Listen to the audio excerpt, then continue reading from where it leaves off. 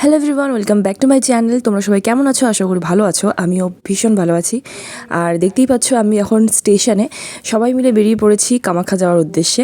মাসিদের family আর আমাদের family হঠাৎ করেই প্ল্যান হলো যে চলো কামাখ্যা মন্দির থেকে ঘুরে আসা যাক। তো আমরা সবাই মিলে স্টেশন চলে এলাম। প্রথমেই টোটোতে করে আমরা চারজনে মিলে বেরিয়ে পড়লাম। মাসিরা যেহেতু দিনহাটা থেকে আসবে, তো দাদা আমাকে ফোন করে বললো যে ওরাও রওনা দিয়ে দিয়েছে, ওরা প্রায় পৌঁছেই গেছে। আমরাও পৌঁছে গেলাম আমাদের নিউ কোচবিহার স্টেশনে। স্টেশনটাকে দেখো কত সুন্দর করে সাজিয়েছে আমাদের।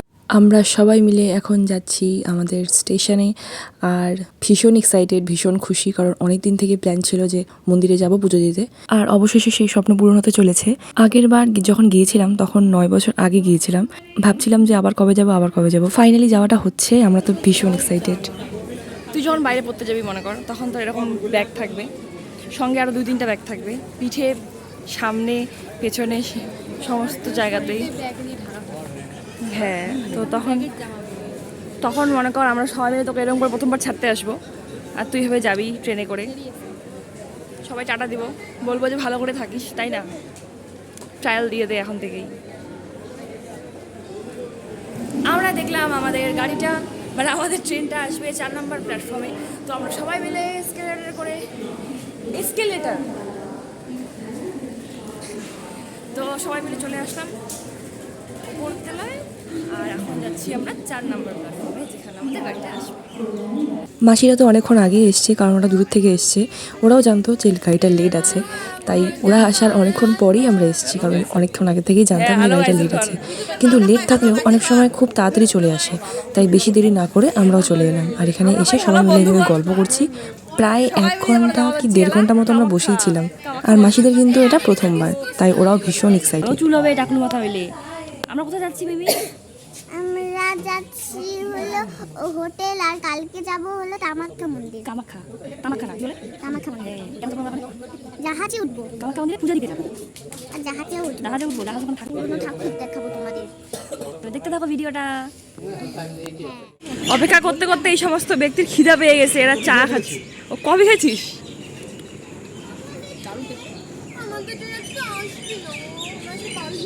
এত খিদা এদের, যেখানে সেখানে খিদা পায়।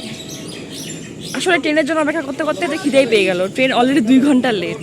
ট্রেন আসছে, অ্যানাউন্সমেন্ট করলো। ফাইনালি আমাদের গৌড় এক্সপ্রেস চলে এলো, আর আমরা ম্যারাথন দৌড়ের মতন করে গিয়ে ট্রেনে উঠলাম, কারণ বেশিক্ষণ ট্রেন দাঁড়াবে না। যদি ছেড়ে চলে যায় তখন কি হবে? আর আমাদের কামরা আলাদা হয়, আমাদেরকে আলাদাই বসতে হলো, কি আর করার। এখন রাত্রি বাজে 12:12। আমরা এখন এসে পৌঁছলাম। গাড়িটা অলরেডি 1 ঘন্টা লেট ছিল, তো 2 ঘন্টা লেট ছিল।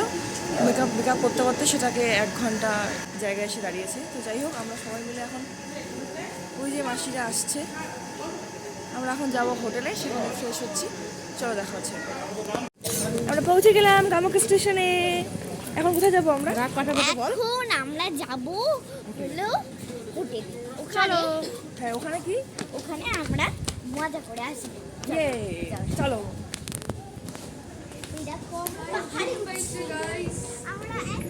রাত 12টার কামাখ্যা স্টেশন দেখো কতটা সুন্দর লাগছে, চারিদিকে লাইট আর লাইট। রাতের পরিবেশ যতটা শুনশান, যতটা চুপচাপ, ততটাই সুন্দর। আর আমরা এখন সবাই মিলে যাচ্ছি আমাদের ডেস্টিনেশনে। আর আমাদেরকে রিসিভ করতে আসবে একটা দাদা, মানে আমাদের রিলেটিভসকে বলা আছে সে গাড়ি নিয়ে আসবে, তারপরে আমরা সেই গাড়িতে করে হোটেলে যাব।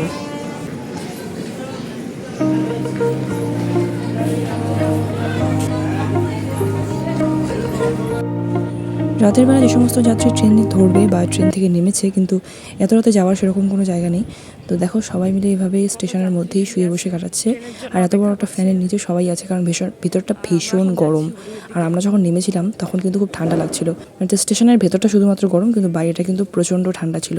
ঠান্ডা বলতে মানে একটা ভালো ওয়েদার। এই গরমের মধ্যে এত সুন্দর ওয়েদার আশা করতে পারিনি যে এত সুন্দর একটা ওয়েদার হবে। আর কামাখ্যা স্টেশনে দেখো কত সুন্দর করে এভাবে আসামের যে কালচার সেটাকেও ধরে রেখেছে এরা ফটো আর মূর্তির মাধ্যমে। আমরা এখন সেই শুনশান রাস্তা দিয়ে যাচ্ছি হচ্ছে কামাখ্যা মন্দিরে। এই হলো কামাখ্যার গেট, আর এখান থেকেই আমরা প্রবেশ করলাম।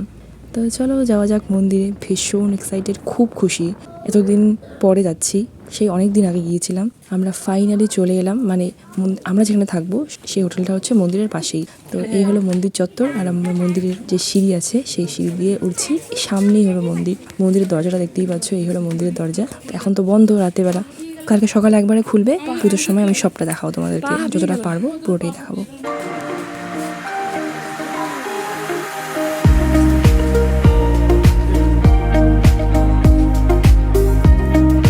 High, good morning. সকাল সকাল ঘুম থেকে উঠে, মানে ভোরবেলা যখন অন্ধকার ছিল তখনই ঘুম থেকে উঠে আমরা স্নান করে পুরো রেডি হয়ে গেছি, কারণ সকালবেলা লাইন দিতে হয় পুজোর জন্য, না হলে অনেকটাই লেট হয়ে যায়। দেখো অন্ধকারে উঠেছিলাম, কিন্তু স্নান করে রেডি হতে হতে সকালই হয়ে গেল। আমরা এখন যাচ্ছি কুপন নিয়ে আসতে। পুজোর কুপন ছাড়া পুজো দিতে দেয় না, তো তার জন্য আমরা সবাই মিলে এখন যাচ্ছি কুপন নিয়ে আসতে। লাইনে দাঁড়িয়ে আমরা কুপন নিয়ে চলে এলাম মন্দিরের সামনে। আর মন্দিরের সামনের এভাবে দুই দিকে অনেক দোকান বসে, আর সেখান থেকে আমরা ডালা নিয়ে নিলাম। আর সবার মাথায় দেখছি পট্টি বাঁধা, তো আমরা ভাবলাম যে পট্টি বেঁধেই নিই, তো সবাই আমরা মাথায় পট্টি বেঁধে দিলাম একে অপরের। আর দেখতে আমাদেরকে এরকম লাগছিল। দেখো ফাইনালি সমস্ত কিছু রেডি হওয়ার পরে এখন যাচ্ছি আমরা পুজো দেওয়ার জন্য লাইনে। আমরা এখন যাচ্ছি পুজো দিতে, আর সবাই কপালে যে এরকম করে বাজিয়ে দিয়েছিলাম বেঁধে নিয়েছি। জয় মাতাজি। চলো, এই যে সবাই আসছে। আমরা ঢুকলাম যেদিকে লাইন দেয় সেই দিকে, এই যে ভিতরে প্রচুর অনেক বড় লাইন হয়ে গেছে। অনেক দেরিতে আসার পরে দেরিতে আসলাম, এই জন্য পিছনে দাঁড়াতে লাগবে, আর কি করা যাবে। চলো দেখি লাইনে দাঁড়াই কতক্ষণ লাগে পুজো দিতে। এই যে লাইন, অনেক বড় লাইন, আমি পুরোটা দেখাতে পারছি না, কিন্তু প্রচুর লাইন। উপরে উপরে উঠে উঠে উঠে উঠে আরও অনেক বড় লাইন আছে। যাই হোক, যারা এসছো তারা জানো, যারা আসলে তাদেরকে আমি যতটা পারছি দেখানোর চেষ্টা করছি, ঠিক আছে। আমাদেরকে এভাবে লাইন করে বসতে বললো, যতক্ষণ না লাইন আগাচ্ছে ততক্ষণ আমরা বসেই থাকবো। লাইন আগানোর পরে আমরা এখান থেকে উঠে লাইনে দাঁড়াবো আবার। ফাইনালি আমরা লাইনেও দাঁড়িয়ে পড়লাম, আর লাইনে দাঁড়িয়ে এভাবে অনেকক্ষণ ধরে দাঁড়িয়ে দাঁড়িয়ে আমরা বাইরের সাইড সিনটা এভাবে দেখছিলাম। কত সুন্দর লাগছে বড় দেখতে। পুকুরটার মধ্যে এভাবে ফোয়ারা দিয়ে জল দিচ্ছিল, আর সবাই এখানে স্নান করছে, গায়ে জলও দিচ্ছে।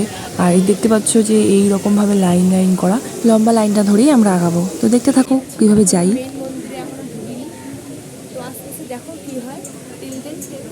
আর মাঝে মাঝে এরকম চেয়ার, মানে এরকম বেঞ্চ পাতা আছে যেখানে বসে বসে রেস্ট নেওয়া যায়, এরকম হচ্ছে ব্যাপার।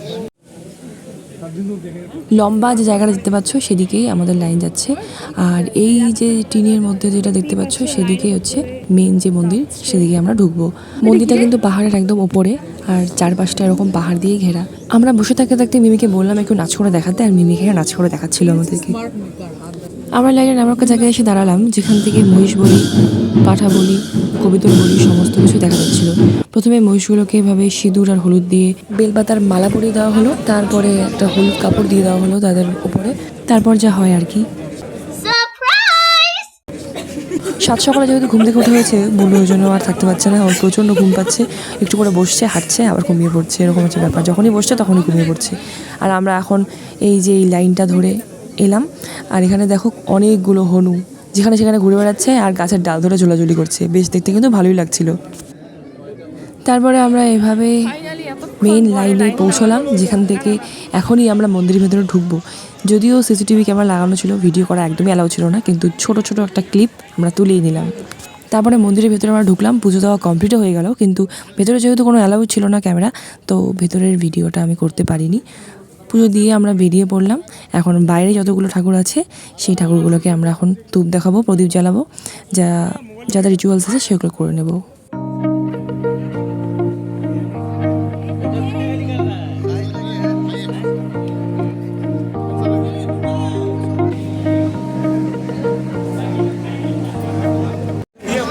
মেইন ঠাকুরটা পুজো দেওয়া হয়ে গেল, এখন বাকি যেগুলো আছে বাইরে সেই সমস্ত ঠাকুরগুলোকে আমরা এখন পুজো দেওয়ার জন্য যাচ্ছি। চলো সবাই মিলে একসাথেই আছি আমরা। এই যে দেখতে পাচ্ছ যে কাচের ঘরটা, এই ঘরটার ভেতর দিয়ে আমরা মূল মন্দিরের ভেতরে প্রবেশ করেছিলাম, যেখানে ক্যামেরা একদমই অ্যালাউ ছিল না।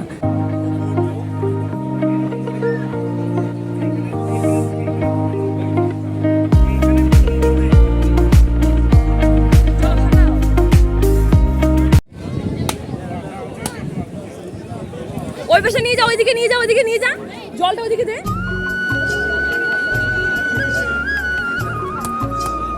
বলা নাই।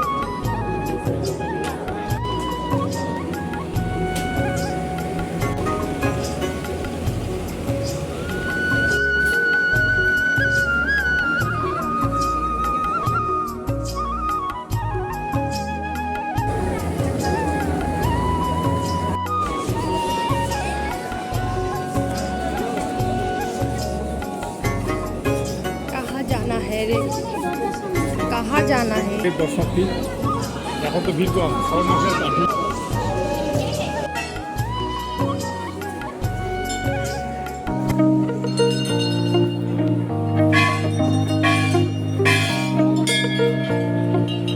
সমস্ত জায়গায় প্রণাম করে ধূপ দেখিয়ে প্রদীপ জ্বালিয়ে আমরা এখন চলে আসলাম মন্দিরের সামনের দিকে। মা আমাকে প্রসাদ খাইয়ে দিল আর তারপর এখানে অনেক ছবি আমরা তুললাম একসাথে। আর এখানে এভাবে বাজনা বাজছে কারণ মনে হয় বিয়ে ছিল, তার জন্য এসছে মন্দিরে একটু প্রণাম করার জন্য। তাই তো মনে হলো দেখে, কিন্তু পরে জানতে পারলাম এটা সত্যি যে বিয়ের জন্য এসছে মন্দিরে প্রণাম করার জন্য।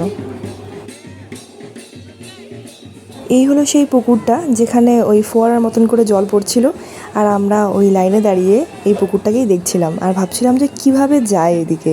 আগেরবার যখন এসেছিলাম তখন এত দূর এভাবে ঘুরিনি ভেতর দিয়ে, আর আমি যেদিকে দেখাচ্ছিলাম এইদিকে এই লাইন দিয়েই আমরা মন্দিরের ভেতরে ঢুকেছিলাম। আর বুলু আর আমি নদীর পাড়টা একটু ঘুরে ঘুরে দেখছিলাম। তো আমরা এখন এখানে ওই দিঘিটার পাড়ে এসে বুড়ু বললো যে চল ওখান থেকে একটু ঘুরে আসি। তো এক সাইডে আসলাম, এসে একটু বসলাম, গাছে বসেছে। কত সুন্দর হাওয়া আর কত সুন্দর ঠান্ডা একটা পরিবেশ, মানে ওয়াও একটা পরিবেশ, ভালো লাগে। এখন যাব মনে হয় হোটেলে, সুন্দর লাগছে। তারপর খাওয়া দাওয়া করতে যাব, কোথায় কী করি না করি জানি না এখনও। তো চলো দেখতে থাকি। পুকুর পাড় থেকে তো আসতে ইচ্ছে করছিল না, আর মেশো বলছিল যে কেন আসলি তোরা, আর একটু থাকতে পারতি। কিন্তু ফোন আসছিল বারবার করে, সেটাই বলছিলাম, এতবার করে ফোন আসছিল যে না আসে থাকতে পারলাম না। আর আসলাম পুরো ফ্রেশ হয়ে, আর সারাদিন কিছু খাওয়া হয়নি, তো পুজো দিতে গেলে তো বসে থাকতেই হয়, সেটা কোনো ব্যাপার নয়। মানে যে দাদাটা আমাদেরকে স্টেশন থেকে রিসিভ করেছিল তার বাড়িতেই খাওয়া দাওয়ার আয়োজন করা হয়েছে। মানে এরা আমাদের রিলেটিভসের মধ্যেই হয়, তো ওদের বাড়িতেই খেতে এলাম সবাই মিলে। তো দেখি অবশ্যই নিরামিষে কিছু খাবো পুজো দেওয়ার পরে। হ্যালো গাইস, চলো দেখি খাওয়া দাওয়া করার পরে দেখা হচ্ছে।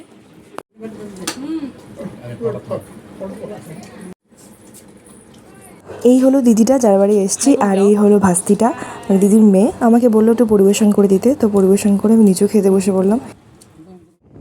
তারপরে আমরা সন্ধ্যাবেলা একটু আশপাশটা ঘোরার জন্য বেরিয়ে পড়লাম সবাই মিলে গাড়ি নিয়ে। আর পাহাড়ের মধ্যে বাড়িগুলো দেখো, যেটা দেখার জন্যই আমি মেনলি পাহাড়টাকে এত ভালোবাসি। এত সুন্দর লাগে রাতের পাহাড়টাকে দেখতে। তারপরে ওই যে যার বাড়িতে গেছিলাম আমরা, সেই দাদাটা আর ভাস্তিটা মিলে আমাদেরকে ওদের একটা সাইড দেখাতে নিয়ে এলো, যেখানে সুন্দর একটা ব্রিজ তৈরি হচ্ছে। এত সুন্দর লাগছিল রাতের বেলাটাকে, যেটা ক্যামেরাবন্দি করে নিয়ে এলেও চোখের সেই দৃশ্যটা আমি যেটা দেখেছি সেটাকে আর ভুলে যেতে পারছি না। তো যাই হোক, অল ওভার সব কিছু মিলে ভীষণ ভালো কাটলো দিনটা। আর পুজো দেওয়ার পরে এভাবে সারা দিনটা খুব ভালো কাটলো। আমরা সন্ধ্যাবেলা ঘুরতে এলাম, আর এর পরের দিন কোথায় যাব নেক্সট পার্ট আসছে খুব তাড়াতাড়ি। আমার ভিডিওগুলো দেখার জন্য চ্যানেলটাকে সাবস্ক্রাইব করে দিও, লাইক করে দিও, ভালো লাগলে শেয়ার করে দিও। আর কামাখ্যা মন্দিরে এলে অবশ্যই গৌহাটি জায়গায় ঘুরে যেও, ভীষণ সুন্দর একটা জায়গা। আর এভাবে রাত্রিবেলা আমরা হাওয়া খেতে খেতে তারপরে আমাদের ডেস্টিনেশনে ফিরে গেলাম। Tata, thanks for watching.